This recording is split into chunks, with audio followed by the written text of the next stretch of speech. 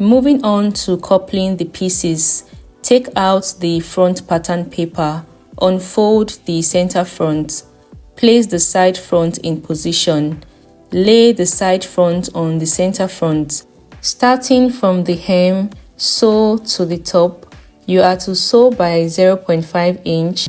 Create multiple notches along the dart line. Open to the right side. Place the other side front on the center front. Sew the dart line in a similar way. Notch to open up the bustier curve. Arrange the bodice in position. Next, take out the pattern of the back block. Arrange the pieces in the right order. Then lay the side back on the center back of both sides with the right side of the fabric facing. Sew the dart starting from the hem by 0.5 inch to the top. Notch along the dart line. Flat open the fabric and join the darts of the other pieces in the same way. Notch and open flat the fabric, then the lining pieces already joined. Laying right sides together, then go ahead to open press the seams. For the front pieces, the lining is already joined as well. Here is the spaghetti strap. Place on fold, sew straight down by 0.5 inch. With a safety pin, turn the strap inside out, adjusting the fabric to ease the turning. Carefully pull out the fabric, take out the pin, flat iron and repeat same process on the other strap. Here we have the fabric representing the tail of the bow with right sides facing. Sew the corners by 0.5 inch. Laying hemming gum along each seam line as you sew along. On the last line, stop your stitch, leaving a space to turn out the fabric. Snip the corners. Trim out excess seam allowances. Now proceed to turn the piece inside out, pushing out all pointy corners with an available tool. Here a scissors was used. Lastly, tuck in by 0.5 inch the fabric at the open space and top stitch close, then flat iron the piece. Place the fabric on fold as shown. Highlight the middle. Mark 1.5 inch on either side and connect to the corners as shown. Retrim the fabric. You can do this preferably before turning the fabric initially. This was an afterthought. Ripping the seams off the entire space, go ahead to sew the sides closed again with a hemming gum. Notch the seam allowance lines. Sew the other side also and notch. Then turn inside out once again. Close the space and flat iron. Here is the bow fabric with a strong interfacing ironed halfway for structure, with 0.5 inch of the interfacing shortened from the corners of the main fabric. Sew a straight line on both sides of the bow piece.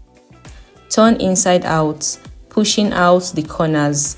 Tuck in 0.5 inch of the open space like so and top stitch very close to the fold. The middle will be scrunched like so. Quick mention, the bow is 10 inches by 9 inches after sewing. Highlight with a line the middle of the bow's length. With a threaded needle, gather loosely along the line. Pull the thread to scrunch the middle. Tightly tie around the center with the excess thread multiple times. Make several knots. Cut out the thread when properly secured and adjust the bow in position. With a little piece of fabric measuring 4 inches by 2 inches, place on triple folds by 0.5 inch as shown. Top stitch very close to the fold. Cover the middle of the bow with this piece. Sew down the fabric strip. Trim out excesses, turn the rough seams inward as shown, and then the bow is done. Come in with the skirt pieces. Lay right sides together. Join with a straight stitch by 0.5 inch. 2 pieces joined. Next, join the third flare in a similar way. Then go ahead to overlock the raw edges. Showing you here that I have gone ahead to flat iron the seam lines of all the pieces. Lay right sides of the main fabric and lining of the back block together. Come in with the spaghetti straps. Sandwich the strap between the fabrics, placing it close to the dart line. Lay hemming gum over the neckline. Sew by 0.5 inch. Reverse the fabric. Sew the armhole also by 0.5 inch and with a hemming gum. Create multiple notches along the seam lines. Flat open the fabric in position. Adjusting the neckline and armhole in position. You can iron press at this stage. Now measure the strap. Here we have 14 inches. Next, let us insert the bra cups. Push in the bra cup, place on fold, sew a dart by 0.5 inch, stopping at the bust points. Trim out excesses. Place the cup back in position. Come in with the fabric. Place the cup center on the underbust. Measure the distance between the underbust and the half length for accuracy. Adjust the cup if necessary and pin in place. First at the underbust, fill the fabric into the cup area. Ensure the seam lines are flat opened. Pin the top corner. Keep filling the fabric into the cup area. Pin one upper corner and the other corner. Turn to the reverse side. Top stitch around the curve, 0.25 inch away from the cup edge. Repeat same on the other bra cup. Attach the front bodice to the spaghetti strap. Lay right sides of the bodice on the strap, placing the strap very close to the dart line.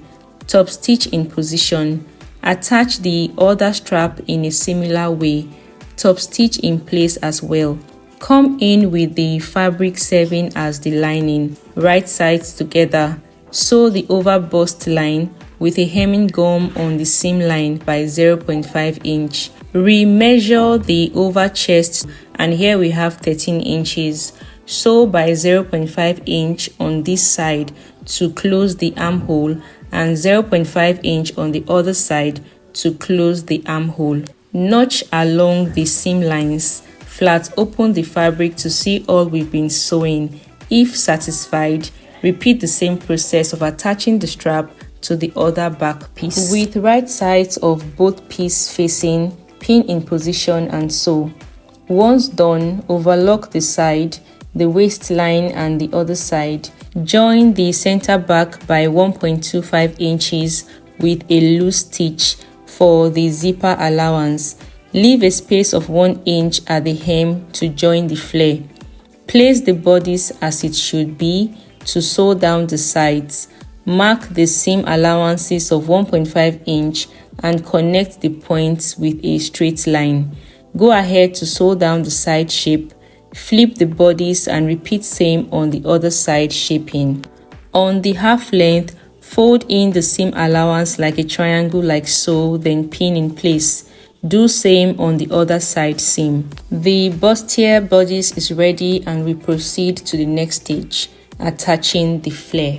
The raw edges of the flare has been overlocked. On the waistline of the flare, there will be gathers. Sew a straight loose stitch from one center back to the other center back and keep this area aside.